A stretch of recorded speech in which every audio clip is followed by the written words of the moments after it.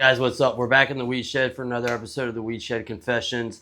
And in this video, I'm actually going to get into something that's been on my mind, and that's corporate America and big business getting into the cannabis industry. I mean, it's already happening, but something that stood out to me yesterday was one of my friends actually went to a dispensary, and she sent me pictures. It was massive. It was like a warehouse, and it rang a couple of bells in my head that I wanted to get off my chest in a confession. So here we are in the Weed Shed confessing. But it's inevitable, guys, due to the new laws and the regulations and the new laws that are possibly coming, hopefully coming, definitely coming. There's going to be an increased supply, which means there's going to have to be an increase in demand. And one of the biggest fears I've always had when it comes to cannabis is I don't want it to get like the food industry. I don't want big business and government to corrupt something that is natural and good.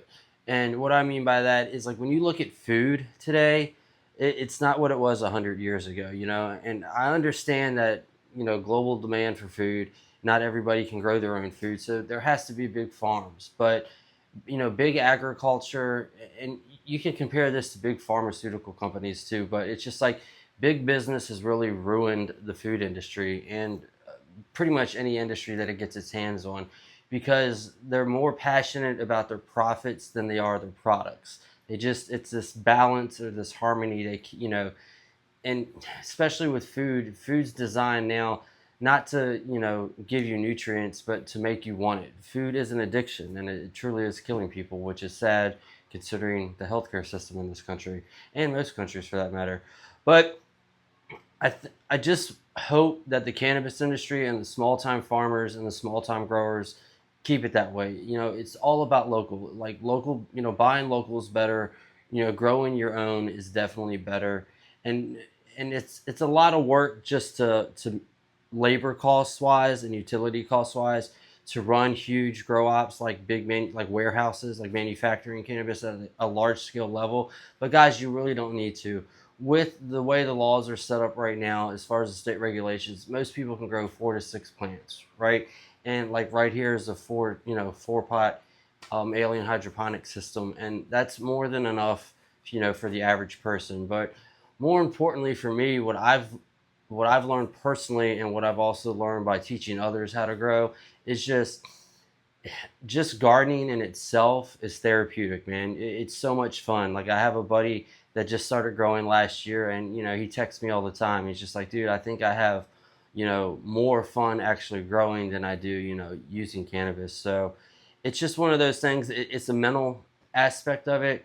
And another thing you see lately, as of big time, like big business cannabis, is just the quality is actually reducing.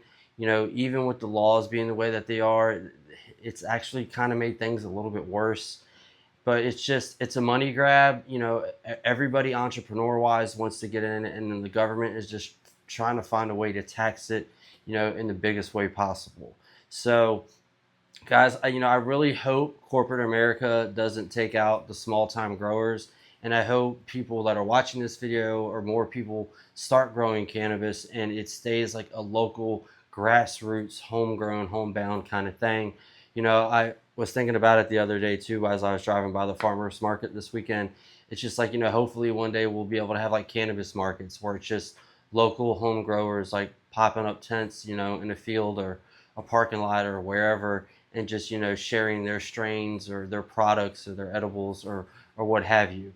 We're not there yet, but hopefully, only time will tell. But what I don't mind seeing like the big, warehouse grows and stuff like that, because that's definitely speeding up the technology as far as the lights, the nutrients, and just the science behind growing.